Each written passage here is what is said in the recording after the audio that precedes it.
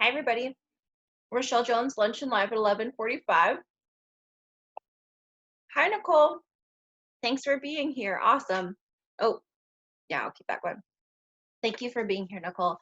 Everybody over here on Instagram, in my bio, on my Instagram page, there's a link if you'd rather join via Zoom. It's audio only. There's no visual, um, just no video, so that sometimes it's easier to just speak rather than type if you have comments. So you have that option over on Zoom, or I'm sorry, my bio, to connect via Zoom. It's free, it doesn't cost you anything. It's just sometimes a little easier. And because lunch and live at 11:45, right? I literally have some food here because I haven't eaten yet. And um, I wake up, I have my coffee, and it goes for a long time. It's just one cup that goes for a while. And so my regular eating time is like 11:30 or something, especially right now because my time is a little delayed with people not being in school and everything. And I found myself getting a little shaky. So I needed some food. So I am literally eating during lunch and live at 11:45. Hi, Cheryl. Good to have you over here. Hi, thank you for joining. So again, if you're just coming in, there's a link in the bio of Instagram to join via Zoom if it's easier to listen that way. So, first thing I'm wondering is, how are we? There's a lot. This is a holiday weekend. For some people, it may not be for others. And it's everyone has a different, thing that they're focusing on. But it is a holiday weekend. And so, just in the spirit of grief recovery, we, the specialists, we generally go first, which is different than maybe therapy if that's what the model that you're used to.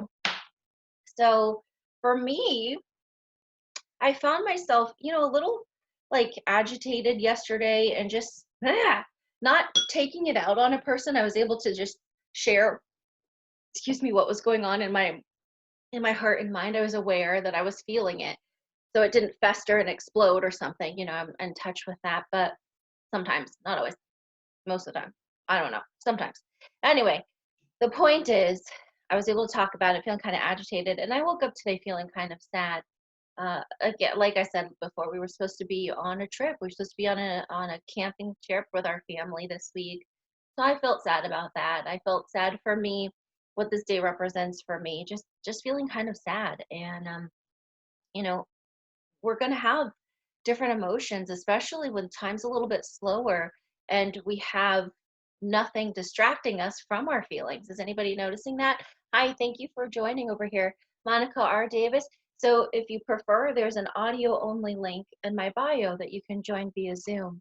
A little bit easier sometimes if you have thoughts to share or questions to ask than typing. I've definitely been feeling these feelings. Have you? Angry. Angry. Angry. What's bubbling up for you, Cheryl? Just, I haven't really pinpoint anything.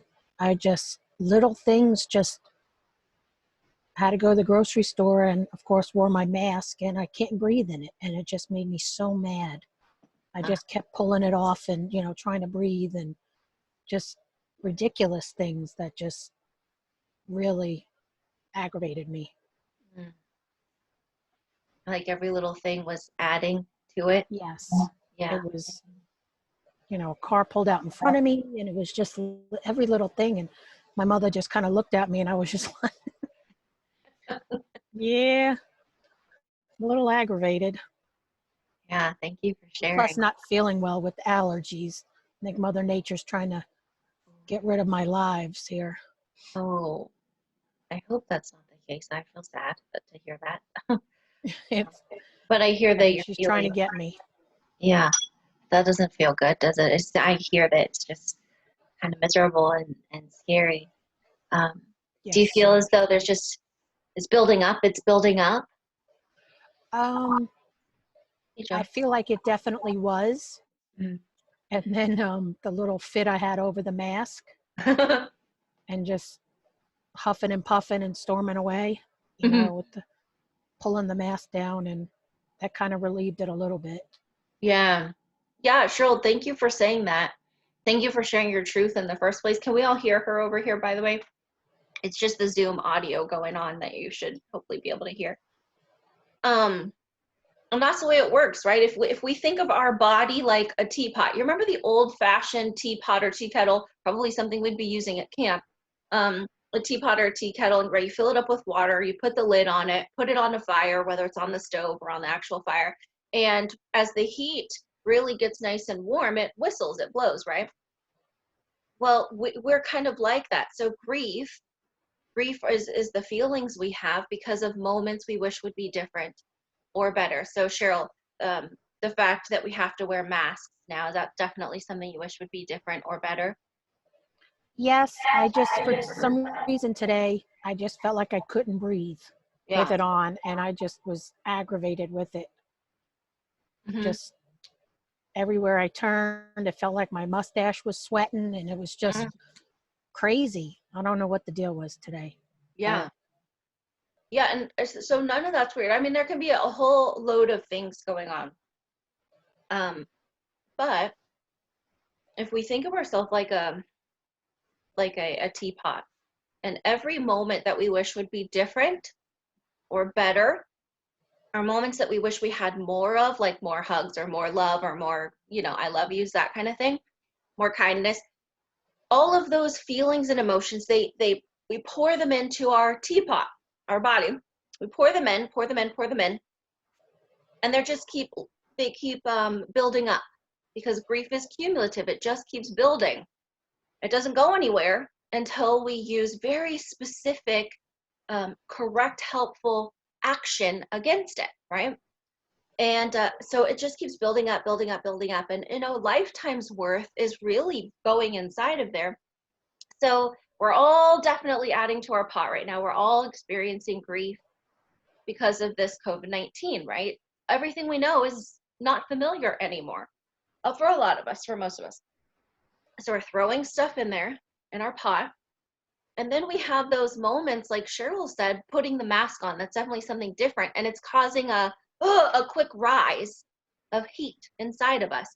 Oh, I can't breathe. I don't like this thing. Or the person who cuts you off. It causes a quick flare up of heat. So all the things we've got compressed down in our teapot, a situation like that where it threatens our fear, or I'm sorry, it threatens our safety, or threatens our ability to be loved, threatens our ability to feel controlled. A quick cutoff is scary, right? When someone cuts us off in the car, who do you think you are? We respond like that. We respond with an explosion type, but it's really because all that other stuff has been simmering anyway. And that quick moment of a cut off in the car, or the mask on your face, is like a, a raging insurgence of heat. And it causes this quick flare up, which is our reaction, our response. And so it's really a result of a whole mixture of things going on. And we do feel a little bit better, right? Because we released some steam with our, what are you doing? I hate this thing. I hate the mask. Or what are you doing cutting me off? So it releases some of the steam that's been built up inside of us and simmers back down a little bit, but it is all still there until we take action to, like, take some of the contents out, some of the painful buildup. So it's not weird what you're saying. It makes total sense. Has anyone else experienced what Cheryl's saying over here? So for me, for example, um, I didn't get to the point of exploding on a person or anything, but I was really aggressive yesterday with not with my husband, but I was talking to him, telling him, I just feel this. And so I've written out some of my grief work, but I haven't completed the final step of it. Some newer situations that have happened. And I was telling him, I just feel so frustrated. I could just punch this person straight in the throat, and then I was like, no, that's not even mean enough. I want to shame them. I want to drag their name through the mud. Like, I was really intense yesterday. I never did tell him the name, so he doesn't know who it is. But the point is, I was definitely having a buildup because I haven't taken the action to settle some things down. I just keep adding new things in. Does that make sense? Are we all tracking on that? Yes. So what I want you to hear is that it's not weird at all that we have those moments of, oh, I'm tired of this. I don't, because it's a loss for us. It's a loss of safety, a loss of trust, a loss of control, a loss of maybe love or comfort. I offered a hug even. Yeah, Wes over here says I offered a hug even. JC's saying she wrote hers out. Good job, JC. Thank you, thank you, thank you.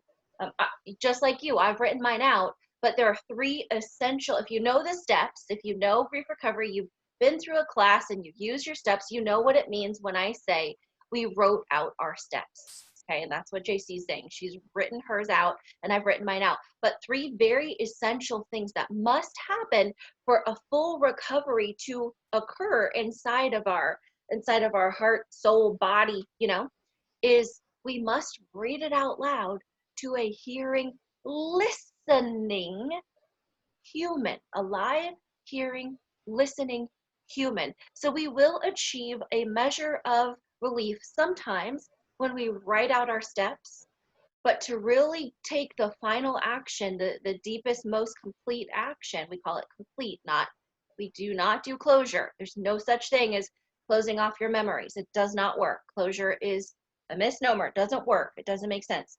But I'm having a bite. But when we take those full steps of completion means we completely released the pain that was stored up inside.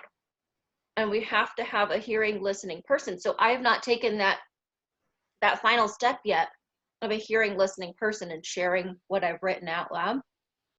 So that's why I still have some energy built up in there. And that's what's going on with me. And that might be what's going on with any number of us. JC says she wrote hers out, but I did cuss someone out today. Oh, friend, are you telling me that you're human too? Recovery is not about perfection, friends. Try as I might, I will never find perfection. And I actually have a measure of release or relief from giving myself permission to acknowledge that. My whole life, I was busy trying to obtain perfection, be perfect. I was a people pleaser, I was a perfectionist, and I was a performer, meaning that I was never really honest with what was going on inside of me emotionally. And I hid that by people pleasing, I hid that by performing, perfectionism, and I hid that by just living in a way that I thought would be accepted, serving others. I've always hidden my emotions on the inside, my true emotional self, because I didn't know how to not be approved of. I was always so busy trying to be approved of, and it's exhausting. So grief recovery gives me permission to be human, to acknowledge where I've got buildups, whatever, of emotion, but it also gives me a step-by-step plan to release it in a really healthy and scientifically proven effective way. You can read that, by the way. You can read all that research. Grief Recovery Method is the only program in existence that has been proven to be effective. Your results are proven by science because of the methods we take. You could research that at griefrecoverymethod.com. Click at the top tab right at the top of the page called evidence-based, and you will be able to read that research. It's not like it's super deep sciencey. Some of it is, because if it's too many words I don't understand, I'm no. Sorry. Oh, no, it's fine. My voice was repeating back to me, and I thought, what's happening? Okay. But you did cuss someone out. Oh, JC, thank you for being human with us and being honest. So, Cheryl, for you, what day are you gonna do? Sit and because I know you know how. What day are you gonna sit and look at what's building up for you? Right now, it really needs to be a daily thing with us. There's so much change going on, and at first it was just, oh, I don't know, I can't see, I got to figure out how to make this work and make that work. And then the second day or the second week, we kind of fall into a rhythm a little bit more. Maybe that happened around the third week. But as it goes on, it just becomes more and more compressing, doesn't it? Because grief doesn't go anywhere. We might be finding our new routine people call it a new normal as though it's like it's so noble, a new normal. That doesn't mean we've recovered though. New normal doesn't mean that, oh, we're suddenly okay with it because this is our new normal. New normal is, okay, it's new, which means it's very different from what we had before, and it takes time. We actually need to take time and very specific action, excuse me, time and very specific action to heal and release a lot of the pent-up energy. So Wes said he offered me a hug, yep, and I was just really, bah! I felt the energy for sure. Did you? No, when I'm saying I want to shame this person, I want to drag their name through the mud. Did you feel that energy, Wes? Really? Wes said he offered a hug, and I said no, I did. So hugging. Did you guys know there's a very specific way to hug? And we go over this in every grief recovery class, definitely more so in the first grief recovery class. But before we get started, we set rules, not rules, but healthy foundation for the program. And there's a certain way to hug. Can you believe it? There's a certain way to hug that's going to offer a more emotional release than not. So first of all, when we see people having an emotion like me yesterday with Wes, one of my favorite things I've learned through this class, Nicole says, oh, the hugging. Yes, ma'am. It's on my bucket list On. to get a Nice. Rachelle hug. Oh, nice. And I'm I not was letting literally go just first. Okay, so on that note, hugging, there's a very specific type of hug to deliver. So first of all, when someone's having an emotion, for example, when I'm having this emotional thing with my husband saying, oh, I just want to shame that person, right? I've got this attitude brewing. He could just walk over and hug me, but that's I'm gonna probably want to punch him right up in the ribs because that's about how tall I am. So the thing is, that's not the time. We wait for all of the emotions to be expressed. Give it a couple seconds to make sure the person's not just taking a breath and a pause. Once they they're done, it seems clear that they're done. They've taken a breath. We simply say, thank you for sharing. Are you accepting hugs? And the person, me at that moment, gets to say yes or no. At that moment I said no, and my husband was like, okay. And that's the end of it. But if I had said yes, he needs to offer it in this way. He will hug me heart to heart. None of the side hug nonsense. That's not for emotional recovery. So he'll hug me heart to heart, firm and still, tight and quiet. And he's going to hug me until he feels my shoulders kind of let go. He offered me the hug, so he has to kind of remain alert and be watching my cues. So when usually I take a deep breath. Most people do take a deep breath or some kind of release, and the shoulders kind of relax. The person who offered the hug knows that the person who received the hug got what they needed. They were able to fill up with what they needed. So the offerer then lets go. And then we go on. Okay? There's a very specific way to hug. And whoever's here today, I'd like you to really be aware and practice that. Do not ever just reach into someone while they're having emotion, and don't do it without asking. Even my husband, my children, I have one child who will say yes, I have one child who will say no, often, but not always. So he felt the energy, she said no, but that's okay. I have over here, my husband's work has been a bit lax with safety protocols, and I'm anxious about him getting sick and bringing it home. Writing it out today, oh, I can't even imagine. That makes perfect sense to me, to be feeling anxious. Oh, scary for you, scared for your husband. Do you feel like a sense of betrayal that they're not protecting you? Seems very scary. I don't like that for you either. I feel really sad about that. Anybody else not feeling protected? But also this person is saying, excuse me, that she's writing it out today. So, hi, thanks for joining. She's writing it out today. So you let me know if you need a heart with ears, because I am available to you. My contact information is, well, it's easier to just go to Grief Recovery with Rachelle, RACHELLE.com. griefrecoverywithrachelle.com. It's a whole lot easier to just get all of the ways to connect with me there. Because my Instagram bio, I'm always changing for different reasons. So thank you for doing that work for yourself, by the way. First, thank you for being aware, checking in with yourself, having those types of feelings. Does anybody ever notice that's actually really difficult sometimes? We have to practice a lot to check in with ourselves and to be aware that we have something going on. Oftentimes, we're not aware that we have something going on until we've exploded at 16 people. And then we're like, oh, shoot, I didn't realize that one thing was really bothering me. Man, oh, we never get there and we just think it's everyone else's fault. We are responsible for our emotions. So if they're a little bit bigger than what we wish they would be, we need to do some kind of work on it. Exactly. We are the work. Yes.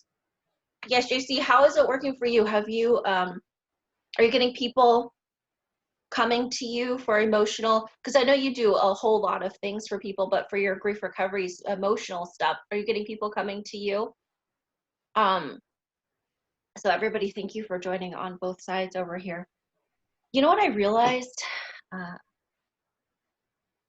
realized yesterday morning, I woke up and I'm brushing my teeth. Remember I told you my routine, wake up, go to the bathroom, brush my teeth, put my eyebrows on. We don't mess around. That's the standard. And so put my eyebrows on and I realized that, oh my gosh, I think I'm like the scariest person on the internet. And I kind of laughed because if you know me, I'm not technically scary. But what is scary about me is that I see emotion, don't I? And I'll say something gently to the person if I see something, because I want people to feel seen and heard and acknowledged. If I see something in their eye or I hear something in their tone, I could be totally wrong, but I feel like there's something bothering you. And they get to choose whether or not they're going to walk forward into that. They could say, thanks for noticing, but I don't want to talk about it. And I just say, okay, at least they know I heard them. They could say, no, I'm perfectly fine. Feelings inside not expressed. Okay, no problem. I'm good to be wrong. But I can remember that being scary. yeah, exactly right. It's terrifying to feel seen. It's Yes. terrifying to reach into Vulnerable. ourselves and bring something emotional out. We're not used to that. Society does not let us do that. Cheryl, what do you recall about that? Well, it took me a long time to even agree. And once I did, it was, for you, I felt like it was kind of like pulling teeth. It was very stubborn. I, it was hard. It was hard to just let go and know that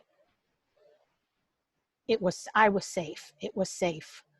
And to cry that ugly cry Mm. and it was okay. That was just, you know, a big step, because you don't ever, people ask you how you doing, and fine is always the, and yeah, that was, still is tough. I still, except for when I explode in the supermarket, but, um, yeah, it's been a little while since I've done some, verbal completions to someone, but I Mm. do them out loud a lot. And, it helps some, Yeah. I know I need to do other work, but yes, it's definitely a scary step to even open that door of vulnerability to somebody. I hear you. Cheryl, thank you for sharing. It is, as you're talking, you know what I'm thinking of? Do we all remember the Super Bowl when Janet Jackson and Justin Timberlake uh, performed? Do we all remember that? And it became this huge scandal because there was a wardrobe malfunction and her bare breast was revealed. Do you remember that? Whether it was an accident. That's what I'm thinking of. Whether it was an accident or otherwise, I don't care. Imagine, let's just say it was an accident, just for this moment. Let's say it was a total accident, because I don't know. But imagine being on the stage and having a private area exposed to the world. when you didn't expect it. Emotional recovery can feel a whole lot like that. Oh my God, Absolutely. my private area. We want to shove it back in and cover it back up, right? And crawl back in a hole. Crawl back in a hole. Yeah, for sure. That's not weird. That's not crazy. But it is going to keep us hurting. It keeps all the stuff stuck inside of our emotional teapot, right?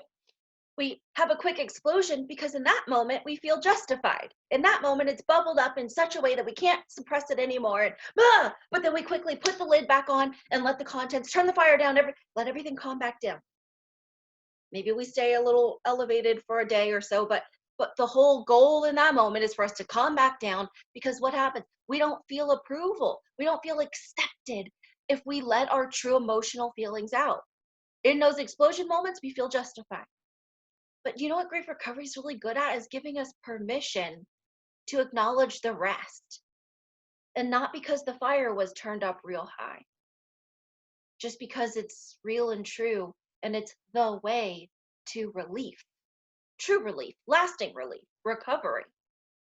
So I realized I'm the scariest person on the internet. And you know what else occurred to me? So not only is it totally terrifying, what's it going to be like when somebody, let's say they do decide to take the class or they're really curious about it? I have to pay for it? What do you mean I have to pay for it? Has anybody ever felt that way? What? I gotta pay for this? I actually realize Yes. that's really scary for people.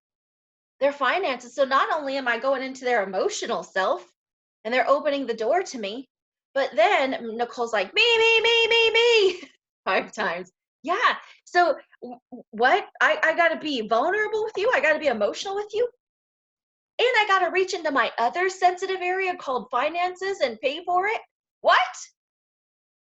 Oh, yeah. It's terrifying for people. And I would just love to know another service that you get that's entirely for free. I don't get to go to Walmart and just take stuff off the shelf for free. I'd be arrested. I don't get to go to the dentist and get help with a really painful tooth for free, right? I have an office. I have to pay for my office. I don't get to do that for free. So I can't offer my services for free. I've gone through about eight different trainings to get to this level, this ability for you. That's not free. That's a lot of time and energy and effort and my own money on the front end. So we don't go to our therapist, our doctor, our specialist, right? But it's very scary because I'm asking people to invest in themselves, to trust me that I'll actually deliver what I said I would. That's scary. How do you trust a stranger? Do you see what I'm saying? I'm terrified. I'm like the scariest person on the internet. I'm asking you to trust me, a total stranger. I'm asking you to reach into your emotions, pull them out, basically expose a breast, which is probably easier for some people than exposing their emotions, right? Yes. Yeah, sometimes that's Probably. easier. Uh-huh. I know when I was young, that was far more terrifying. The idea of like a pap smear or something when I was young. Oh my gosh. And I remember a stupid story. First one when I was young, I was 19. It wasn't my first one, but it was, my first one without my mom in the waiting room or something. I was 19. I'm in the Air Force. I get to the hospital. I'm still training. So, you have all your training in your school, but then you have to actually work in the hospital in a training manner. I'm working, and it was all different areas. We call them clinicals, right? When you're a nursing student. So I was doing clinicals, and this day I was actually in a family practice clinic, working all day alongside this doctor. And then later in the day is my time for my pap smear. I was just on the schedules, on the books, and I realized, oh my God, it's with the doctor I've been working with all day long. Terrifying. When you're 19, that is terrifying stuff. Talk about a grieving experience. And I didn't even think about it until right now. Oh, wow. I Yeah. know. It was a grieving experience for sure. So, but then I know that was more tolerable than being truthfully honest. I do remember the first time I did go to my doctor. I was Air Force when my husband deployed to Afghanistan. I was devastated felt so alone. Not many people were married, so I felt so alone. I felt that nobody could really understand what I was feeling. And he's gone, and every second the phone could ring and tell me that he's dead. So I was just terrified of every second of every day. And then he says, which is similar to this COVID-19, right? I have a lot of compassion for what people are feeling because it's very scary. We can't get to our loved ones if they're ill. Scary. So anyway, uh, I remember, what was I talking about? He was deployed. I was sad. Oh, and I realized I was so sad. I was starting to like think dark, think scary. How do I end this type of thing? I was really frightened. I remember going to the doctor and saying, this is how I'm feeling. I remember being honest, choosing to expose myself, my most intimate, vulnerable parts. And yep, they just slapped a prescription on me. No, I don't remember them asking questions. Just slapped a prescription. Who's had that happen to them? Here's something to fix you. Here's a pill. Did that make all my feelings go away? Nope. But you know what it did do? Make me lock in tighter because I didn't want to be fixed. I didn't want someone to think something was wrong with me. So I just wasn't going to be honest about it. I don't want someone to throw something at me like, "Oh, you're broken. This is what you need." Afraid to be judged. Afraid to be judged. Mhm. And what's happening today? Passing out pills left and right. Oh, you need this. Oh, you need that. Oh, you need that. Grief recovery is not, oh, let me tell you what you need. Grief recovery is let me show you, teach you gently each step. And then you get to choose if you want to use it or not for yourself. I'm not just going to dump it on you. I'm going to say, here it is. Pick it up and use it when you're ready. Oh, the next tool, pick it up and use it when you're ready. But we're going to talk, we're going to converse, and we're going to touch each other emotionally first, not just throw something at you to fix you. That's something we definitely avoid. We avoid advice, analysis, and fixing. There's nothing wrong with you. Cheryl, when you go through that situation in the grocery store, there's nothing wrong with you. When I'm nervous at 19, or I'm nervous when my husband's deployed, or um, like over here, nervous about the husband's job, not protecting them in a way that you wish they would. Uh, all the other things that I have over here. There's nothing wrong with us for having feelings. They make sense. It's a normal, natural reaction. Grief, those feelings that bubble up, totally normal and natural reaction to whatever they're based on. What can Being, Go ahead, Cheryl. I'm sorry, I thought you were through. I Go was ahead. just going to say, being accepted for speaking your feelings. Once I realized it and felt that euphoria, it was something I took and ran with, as Mhm. you know. Just I just fell in love with the feeling that I could speak, be heard, be understood, and not be judged. And that's what the grief recovery method is, just life changing. Thank you. Thank you, Cheryl. Cheryl, thank you, Nicole. Everyone who's here, who's been through a class with me or even with someone else, thank you. Thank you for becoming part of the 2% of the world's population who truly understands what this grief recovery method is. And they don't just understand it, but they've become wise in it because they used it. They combined the two. Very, very different knowledge versus wisdom. And I just want to thank you for having that that vulnerable yet courageous step. Hey, friend, to take the steps, to try it, to trust whoever it is who led you through. Thank you. Thank you to John James, who created the thing, because I needed it. My specialist, I wouldn't have made it without her. And I worked with Thank her you. hard. Mhm. That I thank you. I don't think I've ever said that. You say it all the time, but thank you. I know. You're and you're so welcome.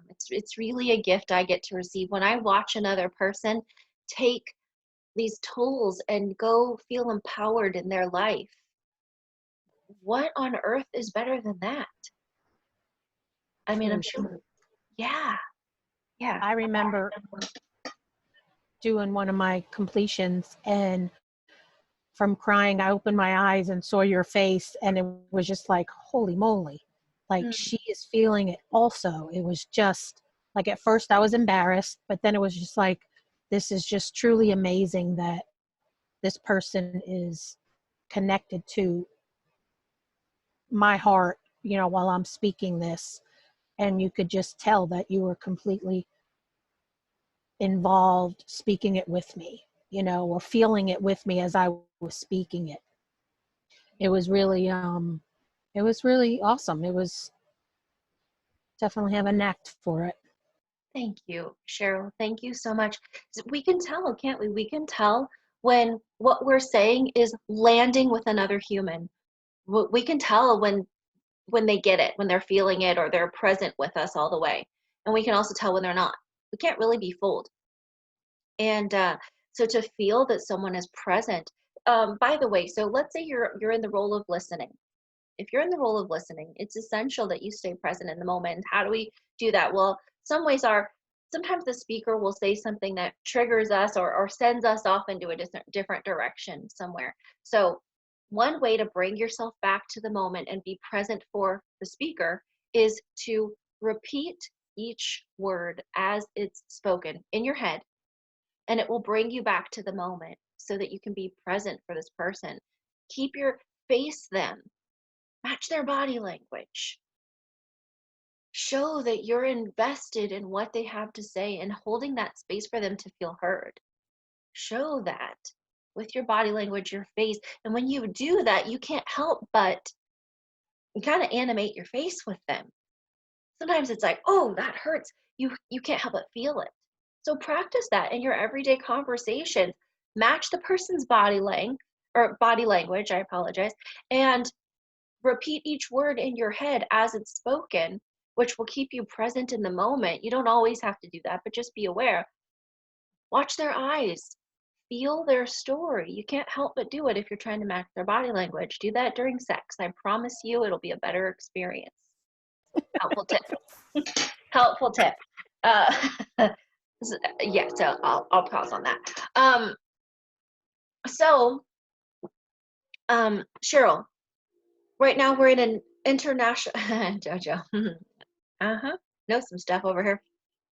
Nice job, girl. So, Cheryl, what style class did you and I take? What did we do together? 8 weeks. 8 week, and how do we do it? How, um, this Zoom that I'm on now, hour and a half each class. Yeah, perfect. So you and I in totally different states. We've never met in person. We did our grief work just like this. We use Zoom though. We don't use Instagram Live. But we met just like this on Zoom. We could see each other and we took our steps this way.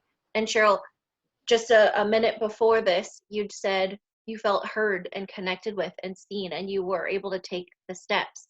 Did you feel like the internet connection, the online version of the 8 week class, did you feel like the online version held you back in any way? No, No. I think it's just the same as being in front of. Yeah. So you still were able to, would you say that you were able to achieve recovery? Absolutely. Nice. Nice. Thank you, Cheryl. Because that's the world we're in right now, isn't it? I notice the people who want to take a class, they go in waves. Sometimes they only want in person, which is why I keep an office. But sometimes, and I've heard people time and time again, in fact, when they used a small group of us, I think there were 10 of us, used to pilot the online style a couple of years ago, and they asked me to do it. And I think they asked me to do it because in my application, I said, this is stupid. This isn't going to work to the institute, and they were like, yes, let's choose her because she'll probably tell us the truth if it's garbage. But it wasn't. It actually ended up being such an amazing experience, and able to deliver recovery to people all over the world, right? So the online surprised me. It's actually really great. And but I have heard people say, no, no, no, I only like online style. Or I'm sorry, I only want in person. I think in person is for me. You're allowed to feel that way, but I do want you to know that right now during COVID-19, we're able to still achieve amazing, beautiful recovery because our life is online right now, isn't it?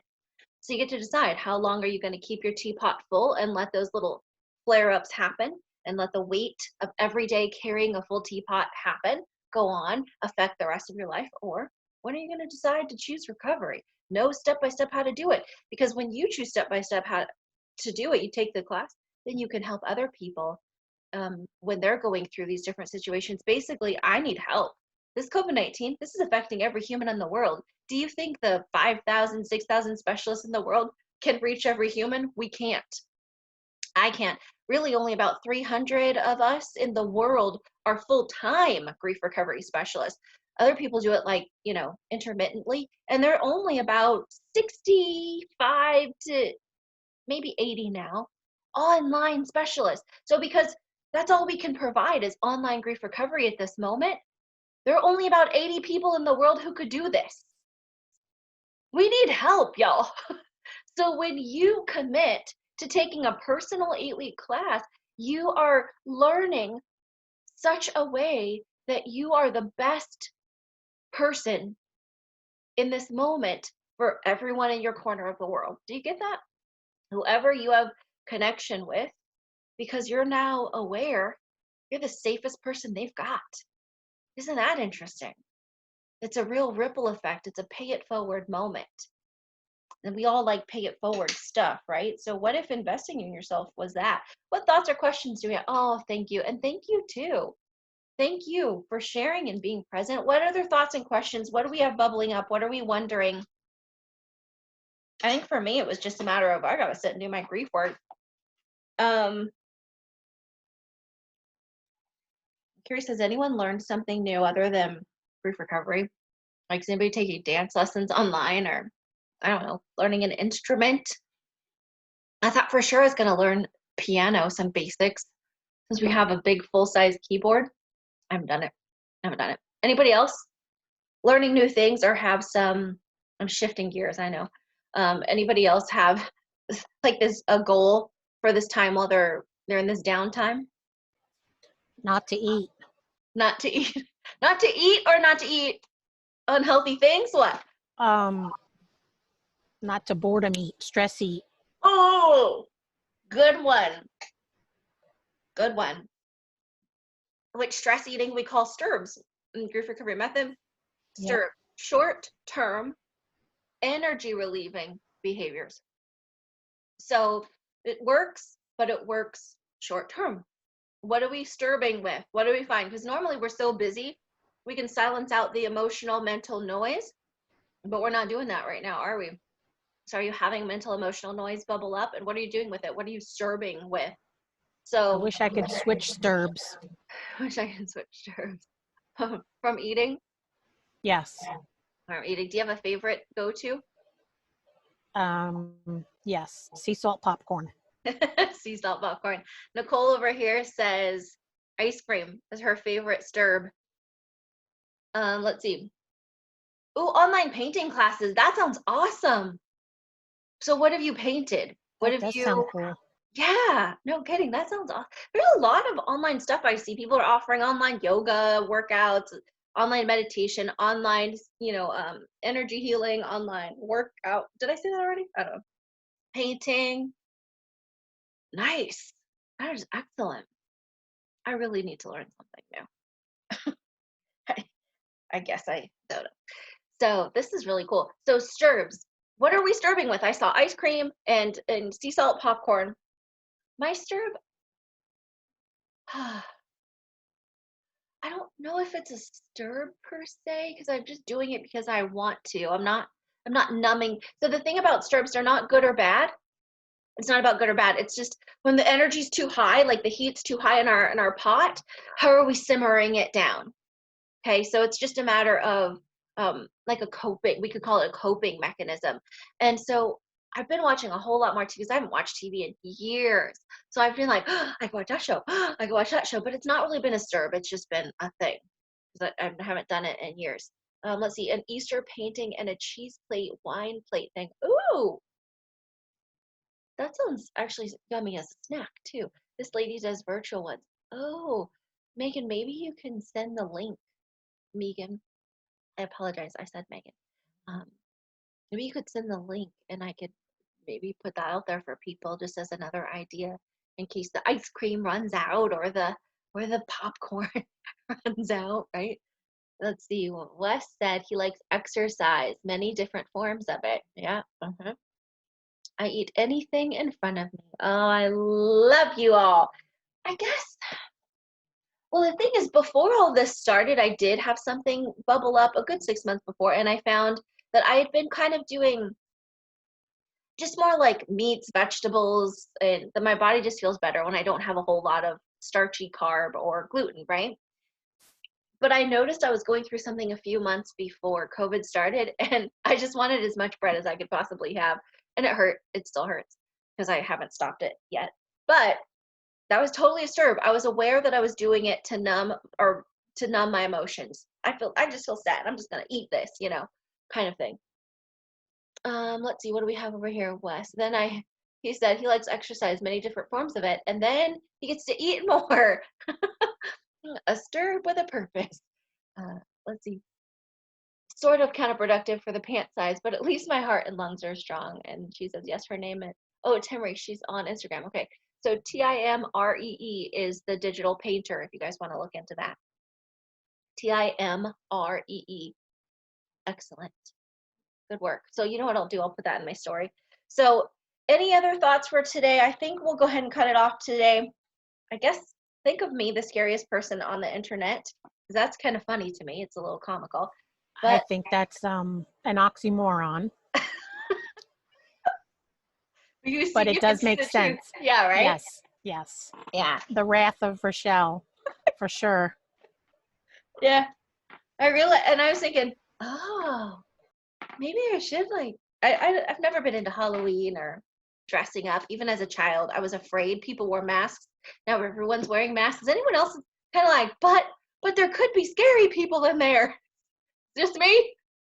So fortunately, my husband's the one who he's working in the public anyway, so he's been doing the shopping if I can't order it online. Because I'm thinking, but everyone's wearing a mask. That's so scary. So I'm a little mixed on the whole situation, to be Oh honest. gosh, that's funny. No, It makes total sense though. right.